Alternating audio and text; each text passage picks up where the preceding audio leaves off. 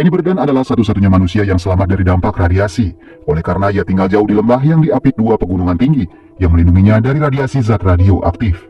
Hidup sendiri membuat Annie harus bertahan hidup dengan berbagai cara, dari bertani sampai dengan berburu. Sesekali ia kembali ke kota untuk mengambil beberapa keperluan dari toko-toko yang terbengkalai. Pakaian khusus pun ia kenakan untuk melindungi dirinya dari sisa paparan radiasi. Satu-satunya teman yang menemaninya hanya seekor anjing yang bernama Vero. Suatu hari setelah ia memasang jebakan kelinci, Annie melihat sebuah gerobak di jalanan.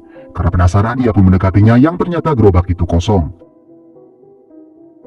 Tak lama Vero mencium kehadiran seseorang. Mereka pun bersembunyi dan dari atas bukit, ia mengamati pemilik gerobak datang yang memakai pakaian pelindung khusus.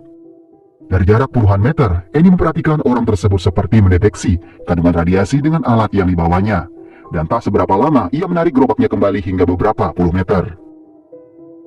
Annie terus mengawasi orang tersebut dan setelah melepas pakaian pelindung dirinya, barulah Annie melihat sosok yang berada di dalam baju tersebut. Pria itu menatap ke sekeliling lalu berteriak keras. Sepertinya ia merasa sangat bahagia. Setelah sekian lama ia baru bisa terbebas dari pakaian pelindung yang sangat membatasi gerakannya dan pernafasannya. Annie kemudian turun, namun orang itu sudah tak ada di tempatnya.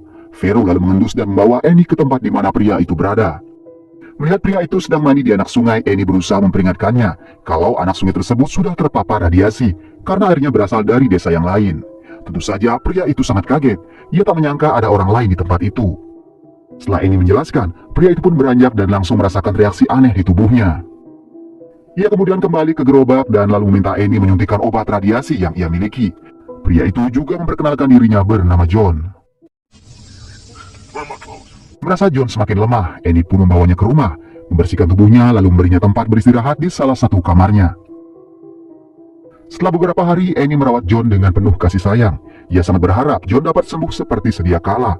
Karena setelah perang nuklir terjadi, Annie merasakan benar-benar menderita hidup dalam kesendirian. Kondisi John akhirnya membaik setelah sekian hari. Annie kemudian mengajaknya berbincang-bincang sambil menceritakan kalau almarhum ayahnya adalah seorang pendeta. Ia juga memiliki adik laki-laki yang saat ini pergi ke selatan untuk mencari kerabat yang masih selamat. Satu sore, John mencari Annie yang sedang bertani. Ia menanyakan kenapa Annie tak memakai truk untuk bertani. Annie pun menjawab kalau ia tak bisa mendapatkan bensin sejak listrik padam setahun yang lalu. John kemudian teringat ia sempat melewati pompa bensin dan mengajarkan Annie bagaimana caranya memompa bensin secara manual. Dan rupanya cara tersebut berhasil mengeluarkan bensin dari pompa. Annie pun begitu senang dapat menggunakan truknya kembali setelah sekian lama. Saat makan malam, John bercerita kalau ia adalah seorang insinyur. Ia selamat dari radiasi karena saat pemusnahan terjadi, ia sedang berada di dalam bunker yang berjarak 1 kilometer di bawah tanah.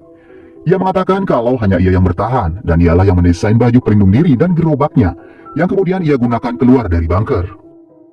Profesi John sebagai insinyur membuat Annie benar-benar terkesan. Annie juga sempat menyinggung foto wanita yang ia lihat di gerobak. Yang setelah dijelaskan, rupanya itu hanya rekan kerja John di bunker, dan John rupanya belum berkeluarga. Saat malam telah semakin larut, Annie mendengar John di toilet.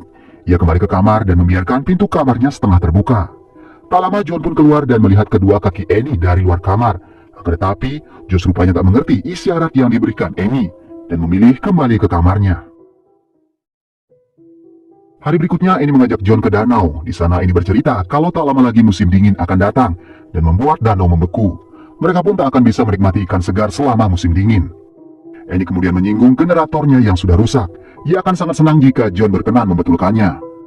John kemudian melihat kondisi generator tersebut dan tiba-tiba sebuah ide cemerlang muncul di otaknya. Ia lalu membawa ini ke air terjun dan mengatakan kalau air tersebut dapat memutar generator, yang tentunya akan menghasilkan listrik yang ia butuhkan. Mereka hanya perlu menggunakan pengaman karena air tersebut berasal dari paparan radiasi, dan juga mereka harus memikirkan bahan baku untuk membuat kincir air. Saat berjalan pulang, John melihat gereja peninggalan ayah Annie.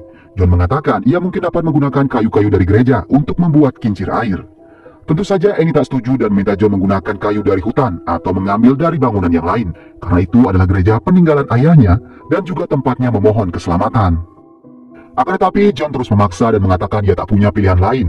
Membuat kincir air dari satu pohon tidaklah mudah. Ia harus menebang dan membentuknya sedemikian rupa. Ia juga tak mungkin mengambil kayu-kayu dari perumahan di kota, karena semua bangunan di kota terbuat dari beton. Mendengar hal itu, Anne tetap tak rela gereja ayahnya dirobohkan. Ia juga merasa selama ini baik-baik saja meskipun tanpa adanya listrik.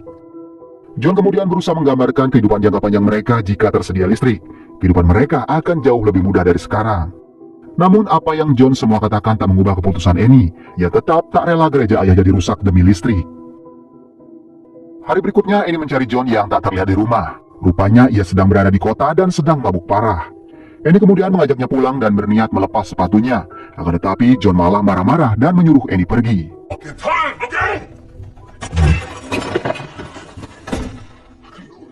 Keesokan harinya John mencoba berdamai terkait masalah kemarin malam.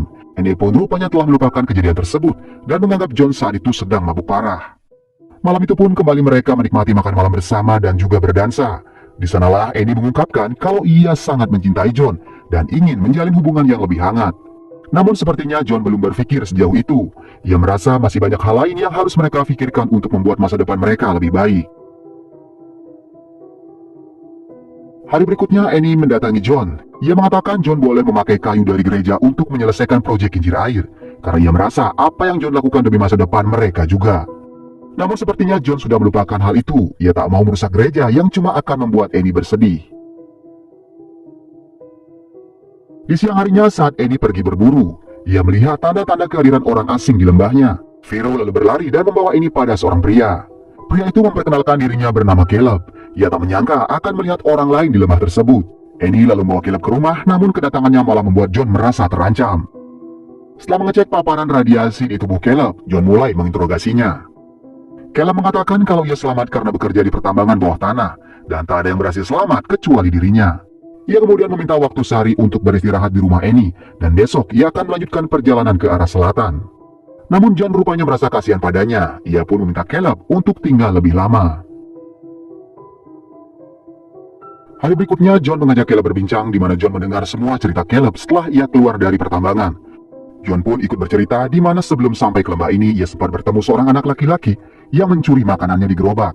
Anak itu mengalami gejala terpapar radiasi dan terlihat begitu tersiksa dengan reaksi yang ia derita. Saat John memberinya makanan, anak itu malah meminta John untuk membunuhnya, karena ia sangat tidak kuat dengan siksaan tersebut.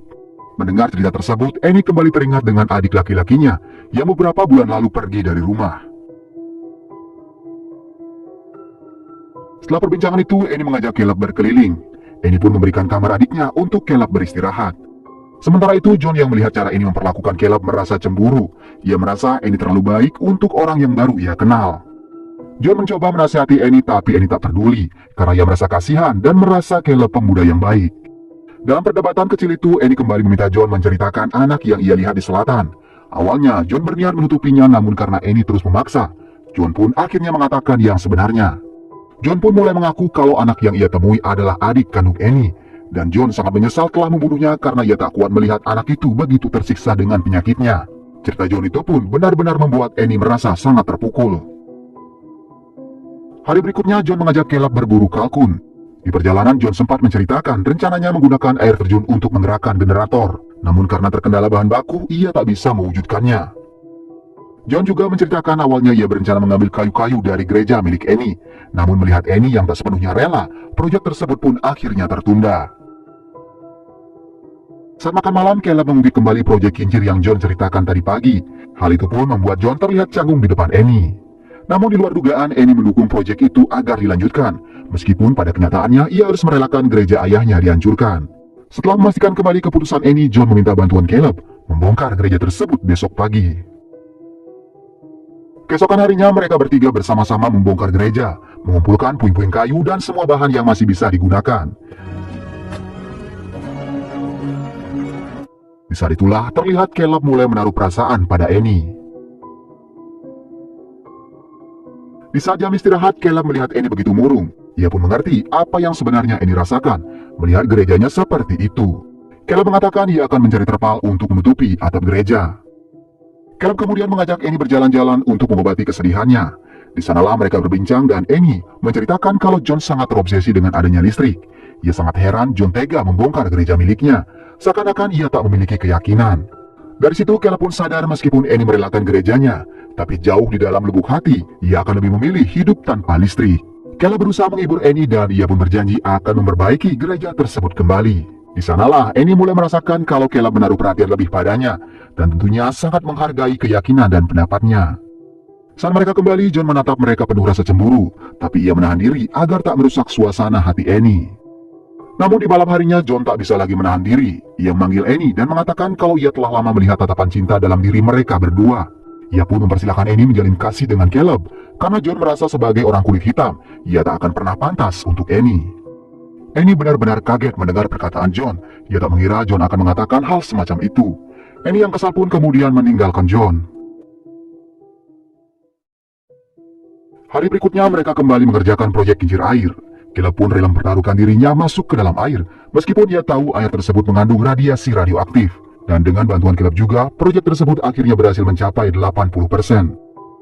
Penuh sukacita mereka merayakan detik-detik keberhasilan mereka menghadirkan listrik kembali di lembah tersebut. Annie mengajak Caleb berdansa tanpa memikirkan perasaan John yang semakin terbakar api cemburu. Setelah berpesta, Annie mengajak mereka ke danau. Di sana, Caleb menantang mereka menemukan botol yang akan ia lempar.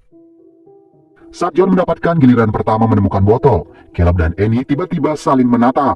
Sepertinya benih-benih cinta mulai tumbuh dalam diri mereka.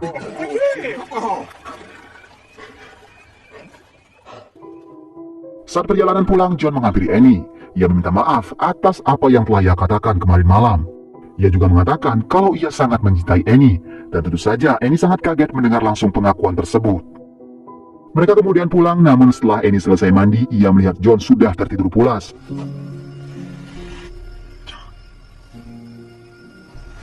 Merasa kecewa, Annie kemudian keluar kamar, dan saat melewati toilet tamu, ia mendengar suara Caleb di dalam toilet. Entah apa yang merasuki jiwa Annie, ia menunggu Caleb keluar, dan setelah Caleb membuka pintu, Annie masuk lalu menutup pintu kembali. Keesokan harinya, John melihat Annie begitu grogi ketika ia menanyakan Caleb. Tak lama, Caleb pun datang dan membelai rambut Annie. Tentu saja hal itu kembali membakar hati John. Merasa situasi semakin canggung seperti itu, Annie pun memilih pergi ke kebun. Setelah sarapan, mereka berdua kembali melanjutkan pembuatan kincir yang hampir selesai. Di situ, John mengajak Caleb berbicara empat mata. Ia mengatakan kalau apa yang Annie lakukan semalam adalah atas perintahnya. John mengaku ia sendirilah yang meminta Annie memberikan pelayanan spesial untuk Caleb, agar Caleb mau membantunya mengerjakan proyek kincir air. Namun Caleb yang sudah ketahuan tak bisa berkelit. Ia hanya mengatakan kalau ia tak percaya dengan apa yang John katakan. Ia yakin apa yang dilakukan Annie kemarin malam didasari atas rasa cinta. John pun tak bisa berkata-kata melihat Caleb begitu percaya diri. Singkat cerita, mereka akhirnya berhasil menyelesaikan proyek dengan sempurna.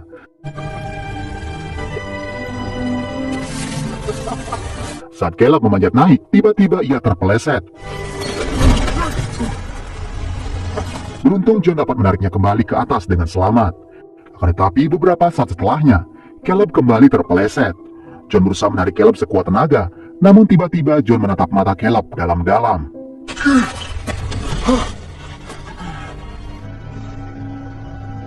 Dan apa yang terjadi kemudian hanya mereka berdua yang tahu. Saat senja tiba, John kembali ke rumah. Ini menyambutnya dan mengajaknya minum, namun John tak tertarik. Ini kemudian meminta maaf atas apa yang terjadi semalam. Ia sadar kalau John telah mengetahui apa yang ia dan Caleb perbuat. John mengatakan itu tak apa-apa karena Caleb sudah pergi ke selatan. Tentu saja ini sangat kaget mendengar apa yang John katakan.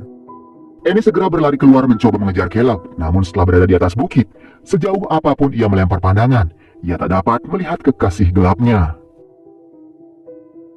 Film kemudian diakhiri dengan memperlihatkan kesedihan Annie yang begitu mendalam.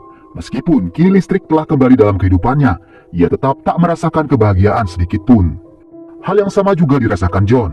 Listrik yang diharapkan dapat menjadikan masa depannya lebih baik, malah membuat hati kekasihnya bersedih. Entah apa yang terjadi pada Caleb sebenarnya tak pernah diceritakan. Kemungkinan besar John sengaja membiarkan Caleb terjatuh dan kemudian tewas di tebing tersebut.